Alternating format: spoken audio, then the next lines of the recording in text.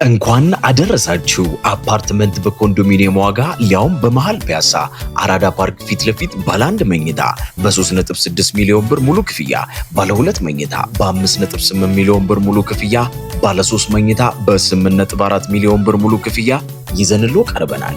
ልብ ይበሉ፣ ይህ ዋጋ የወጣው 100% ለሚከፍሉ ደንበኞቻችን 30% ዲስካውንት ለተደረጉ ብቻ ነው። 10% ከፍለው የቀረውን በግንባታ ሂደት መሰረት መክፈል ለሚፈልጉ ደንበኞቻችን ደግሞ ባለ 2 መኝታ ከ840 ሺህ ብር ቅድመ ክፍያ ጀምሮ እንዲሁም ባለ 3 መኝታ ከ1.2 ሚሊዮን ብር ቅድመ ክፍያ ጀምሮ ይዘን ቀርበናል። ይህ ዕድል የወጣው ለጥቂት ቤቶች ብቻ ስለሆነ ፈጥነው እታች ባለው ስልክ ይደውሉ። ሜሪት ፕሮፐርቲስ። ተመልካቾቻችን አሁን የደረሰን ዜና አለ። የአሜሪካ ግዙፍ መርከብ አብርሃም ሊንከን ላይ ጥቃት ሊፈጽም ነበር የተባለ የኢራን ድሮን ተመቶ መውደቁ ተሰማ። በአረቢያን ባህር በአሜሪካ ጦር መርከብ ላይ ጥቃት ሊፈጽም ነበር የተባለው ድሮን ከመርከቡ በተነሳ F-35 ተዋጊ ጀት ተመቶ መውደቁ ታውቋል። የአሜሪካ ማዕከላዊ እዝ ምሽቱን ባወጣው መግለጫም በኢራን ድሮን ላይ የተወሰደው እርምጃ ራስን የመከላከል ውሳኔ መሆኑን ገልጧል። የጦር አውሮፕላኖች ተሸካሚ የሆነውን ግዙፍ መርከብና ወታደሮቹን ከጥቃት የመከላከል እርምጃ። ድሮኑ ጥቃት ለመፈጸም በሚንቀሳቀስበት ጊዜ የአሜሪካ ጦር መርከብ አብርሃም ሊንከን ከኢራን ባህር ዳርቻ በ500 ማይልስ ርቀት ላይ እንደነበር የእዙ ቃል አቀባይ ገልጧል። በመርከቡም ሆነ በሰራዊቱ አባላት ላይ ምንም አይነት ጉዳት አለመድረሱን የኢራን ድሮን ተመቶ መውደቁን ተከትሎ የዋይት ሃውስ ቃል አቀባይ ካሮላይን ሌቪት ለፋክስ ኒውስ በሰጡት አስተያየት በአሜሪካና ኢራን መካከል በዚህ ሳምንት መጨረሻ ሊካሄድ የታቀደው ንግግር ባለበት እንደሚቀጥል ገልጸዋል። ፕሬዝዳንት ትራምፕ ከኢራን ጋር የተፈጠረው ችግር በዲፕሎማሲ እንዲፈታም ቁርጠኛ አቋም እንዳላቸው ቃል አቀባዩ አመልክተዋል። ተመቶ ስለወደቀው ድሮን እስካሁን ከቴሄራን በኩል ምላሽ አልተሰጠም። የአሜሪካ ልዩ ልዑክ ስቲቭ ዊትኮፍ የፊታችን አርብ ከኢራን ውጭ ጉዳይ ሚኒስትር አባስ አራክቺ ጋር በኢስታንቡል ተገናኝተው ይነጋገራሉ ተብሏል። ሆኖም አንድ የአሜሪካ መገናኛ ብዙሃን የኢራን መሪዎች ንግግር የሚካሄድበት ቦታ ከኢስታንቡል ወደ ኦማን እንዲቀየርና የአሜሪካና የኢራን ተወካዮች ብቻ እንዲሳተፉ ይፈልጋሉ ሲል ዘግቧል። አሁን በተሰማ ዜና ደግሞ የኢራን አብዮታዊ ዘብ ከአሜሪካ መርከብ አስፈላጊ መረጃ መሰብሰብ መቻሉንና መረጃ ያቀበለው ድሮን ከግንኙነት ውጪ መሆኑን ገልጧል። ምክንያቱን እያጣራ ሲሆን ድሮኑ በዓለም አቀፍ የባህር መተላለፊያ ላይ ሲዘዋወር ነበር ብሏል። ድሮኑ አስፈላጊውን ቅኝት አድርጎ መረጃ መላኩን በድጋሚ አረጋግጧል።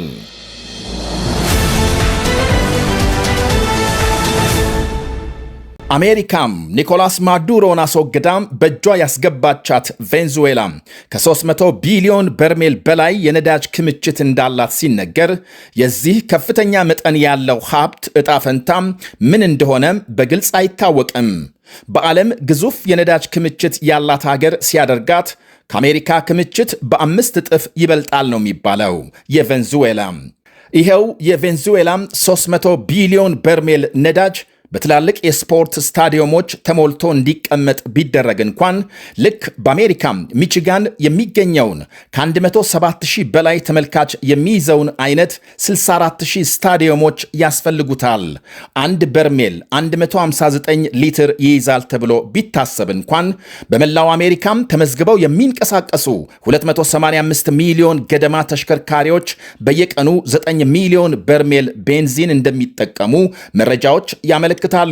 በዚህ ሂሳብ መሰረት የቬንዙዌላም ሁሉም ድፍድፍ ነዳጅ አሁን ባለው የፍጆታ ዋጋ መላውን የአሜሪካ ተሽከርካሪዎችን ለ40 ዓመታት ቀጥ አድርጎ ማስጠቀም እንደሚችል አልጀዚራም ስሌቱን አስቀምጧል።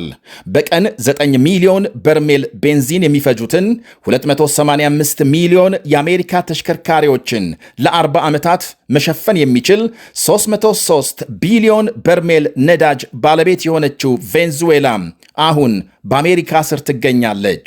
በገንዘብ ሲተመን ደግሞ አንድ በርሜል $55 ቢሸጥ እንኳን ከ16 ትሪሊየን ዶላር በላይ ያወጣል። የአሜሪካ መሪ ትራምፕ ቬንዙዌላን ወረው ፕሬዝዳንት ኒኮላስ ማዱሮን ግዳይ ከጣሉ በኋላም ፊት ካዞሩባቸው የጎረቤት ሀገራት መሪዎች የኮሎምቢያ ፕሬዝዳንት ጉስታፎ ፔትሮ አንዱ መሆናቸው ይታወቃል። ለሳምንታት ከዘለቀ የቃላት ውጊያና የዋሽንግተን ወታደራዊ ዛቻ በኋላ ፔትሮ እጅ የሰጡ መስለዋል። በእርግጥ አሜሪካና ኮሎምቢያ የረጅም ጊዜ የትብብርና ወዳጅነት ታሪክ የነበራቸው ሲሆን ኮሎምቢያም እንደ ፈረንጆቹ አቆጣጠር በ1819 ከስፔን ቅኝ ግዛት ነፃ ከወጣች በኋላ አሜሪካም ዕውቅና ከሰጡ የመጀመሪያ ሀገሮች መካከል አንዷ መሆኗ ይወሳል። በ1823 የዲፕሎማሲ ግንኙነት ሲመሰርቱ በዓመቱ የመጀመሪያ የትብብር ውል ተፈራርመዋል። ሌላው ቀርቶ ከ1900 በኋላ ባሉት ዓመታት አሜሪካም በቀጠናው ወታደራዊ ጣልቃ ገብነት ስትፈጽም ከኮሎምቢያ ጋር የጠበቀ የጸጥታ ትብብር ነበራት ነው የሚባለው። በኮሎምቢያም በየጊዜው እየጨመሩ የሄዱትን ከአደንዛዥ ዕፅ ዝውውር ጋር የተገናኙ ግድያዎችን ለመከላከል አሜሪካም ከ10 ቢሊዮን ዶላር በላይ ወጪ ማድረጓም ተመልክቷል። የቀድሞ የአማጺ ቡድን ተዋጊ የነበሩት ጉስታፎ ፔትሮ የኮሎምቢያ የመጀመሪያ ግራ ዘመም ፕሬዝዳንት ናቸው። በ2022 ስልጣን ከያዙ ጊዜ ጀምሮ በትራምፕ አስተዳደር ሲተቹ ቆይተዋል። በመጀመሪያም ሆነ በሁለተኛ ስልጣን ዘመናቸው ትራምፕ በኮሎምቢያ ላይ የተለያየ ጫና ሲያደርጉ ኖረው አሁን በቬንዙዌላም የወሰዱትን አይነት እርምጃም በኮሎምቢያ ለመድገም መዛታቸው የኮሎምቢያ መሪዎችን ማስደንገጡ አልቀረም።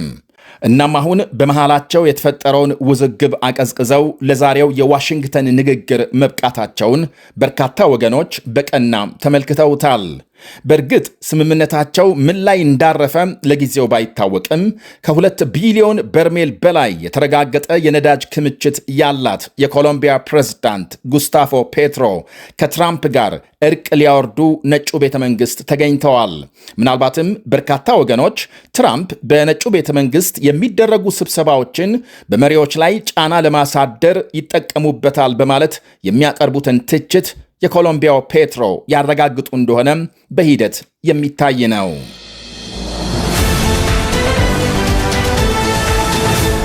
ሩሲያም የዓመቱን ክብረ ወሰን የሰበረ ከፍተኛ የሚሳኤል ጥቃት በዩክሬን መፈጸሟ ተነገረ። በዋና ከተማ ኪቭና በሌሎች አካባቢዎች ተፈጽሟል በተባለ ከፍተኛ የሚሳኤል ጥቃት ሰፊ የኃይል መሠረተ ልማት መውደሙን ፕሬዝዳንት ዜሌንስኪ ገልጸዋል። የክረምቱ ቅዝቃዜ -20 ዲግሪ ሴንቲግሬድ በወረደበት አደገኛ አየር ሁኔታ በዋና ከተማ ኪቭ በርካታ መኖሪያ ሕንፃዎች ከኤሌክትሪክ ኃይል ውጪ ሲሆኑ በሌሎች ከተሞችም ተመሳሳይ ከፍተኛ የኃይል አገልግሎት መቋረጥ መድረሱን ገልጸዋል።